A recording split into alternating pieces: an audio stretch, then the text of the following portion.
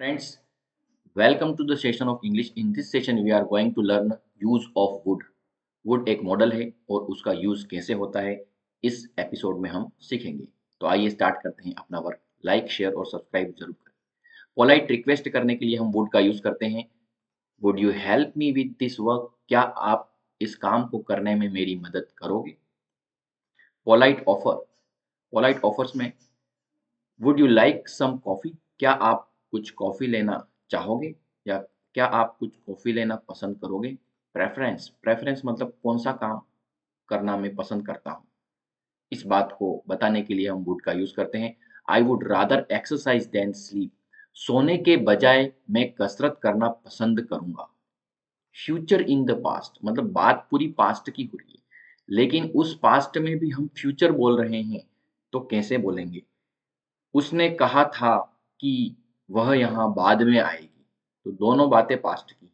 तो ऐसी बात को हम कैसे इंग्लिश में बोलेंगे? शी सेड, सॉरी यहाँ पर सेड के पीछे एस आ गया है। She said, she said she would come here later. She said she would come here later. हम यहाँ चाहें तो दैट भी लगा सकते हैं, वो भी राइट है। She said that she would come here later. उसने कहा था कि वह यहाँ पर बाद में आएगी। पास्ट हैबिट्स, पास्ट की कोई हैबिट हो उसको बताने के लिए भी हम वुड का यूज करते हैं कि पुराने समय में हमारी कोई आदत रही हो या किसी की कोई आदत रही हो। She would often go for a walk in the evening. वह अक्सर शाम को घूमने जाया करती थी। तो वुड प्लस गो, कुल मिलाकर के ये पास्ट है, लेकिन वह उसकी आदत के बारे में बता रहा है sentence. She would often go for a walk in the evening. Evening में वह अक्सर घूमने जाया करती थी। नेक्स्ट सेंटेंस है हाइपोथेटिकल कंडीशन का।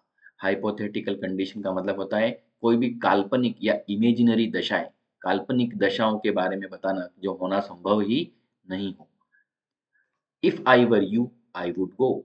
अगर मैं तुम्हारी जगह होता तो मैं जाता।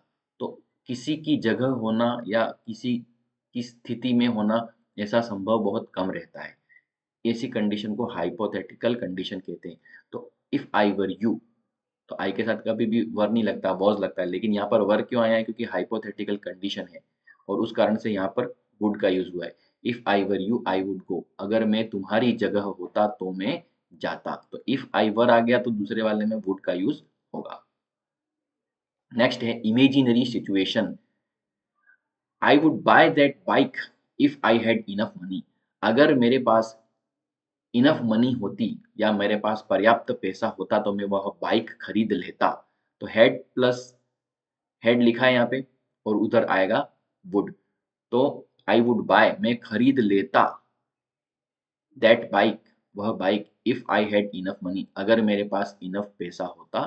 तो अगर मेरे पास पर्याप्त पैसा होता तो मैं बाइक खरीद लेता। तो इसी के तरह से दूसरे सेंटेंस भी बनाने की कोशिश कीजिए, आपको हेल्प मिलेगी। एक्सप्रेसिंग डाउट और अनसर्टेनिटी।